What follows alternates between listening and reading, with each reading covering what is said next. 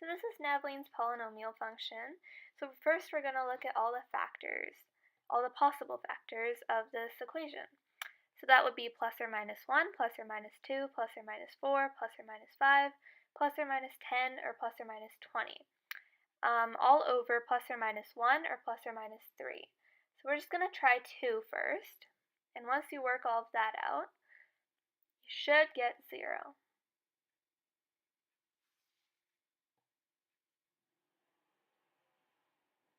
Once you've got that, you're going to use synthetic division just to double check and make sure that the remainder is 0 at the very end. So you bring the 3 down here, and then you do 2 times 3, which is 6, and then you add those 2, which is 1, 2 times 1, 2, add those 2, negative 10, and then 2 times negative 10, negative 20, remainder is 0.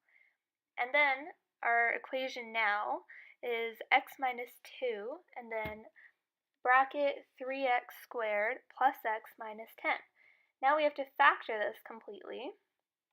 So two numbers that multiply to negative 30 and add to 1. That would be plus 6 and minus 5. So we're just going to expand these out, and then we're going to factor out the 3x and factor out the negative 5. Once you've done all that, you end up with x minus 2 and 3x minus 5, and then x plus 2. Next, we're going to locate all the zeros of the equation. So here, there is 2, and then 5 over 3, and then also negative 2. And after that, we're going to have to find the y-intercept. And to do that, you just set x to 0. Then you get 0 minus 2, 3 times 0, minus 5, and 0 plus 2. And then there's negative 2 times negative 5 times 2. And that equals 20. So the y-intercept is 20 here.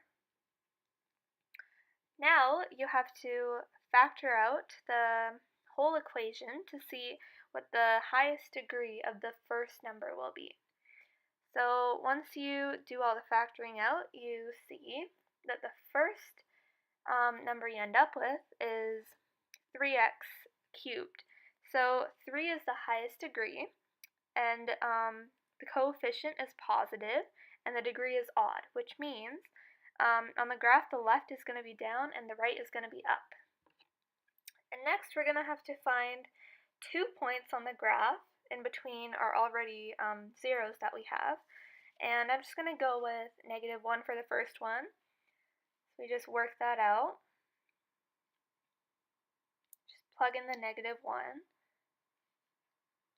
And then you get negative 3 times negative 8 times 1, which all equals 24.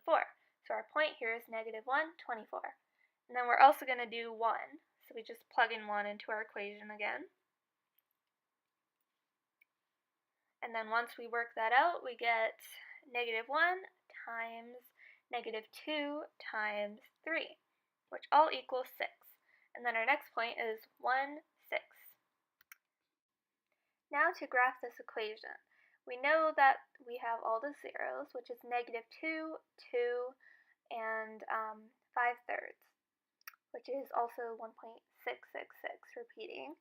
So we're just going to put those points on there. We also know that the y-intercept is 20.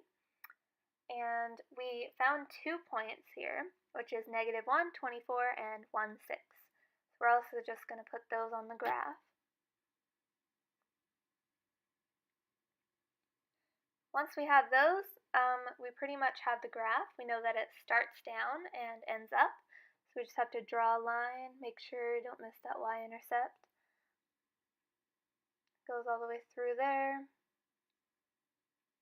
And it's always going through all the points because there's no multiplicities in the equation. And there you have it. You have your graph.